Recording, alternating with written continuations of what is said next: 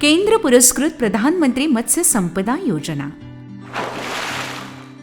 या योजनेअंतर्गत मत्स्यपालन पद्धती आणि अन्न सुरक्षेला चालना देण्यासाठी बायोफ्लॉक तंत्रज्ञान अवलंबिलं जात आहे.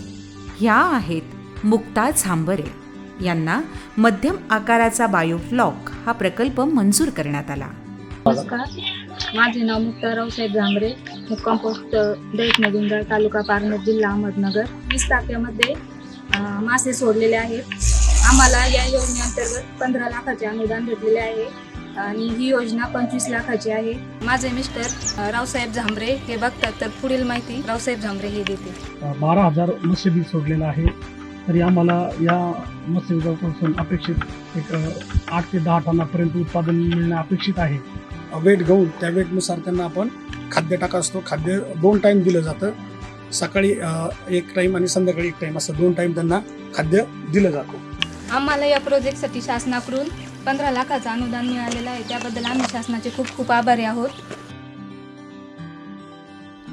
केंद्र हिस्सा 9 लाख, राज्य हिस्सा 6 लाख, लाभार्थी हिस्सा 10 लाख, एकूण वितरित अनुदान 15 लाख रुपये.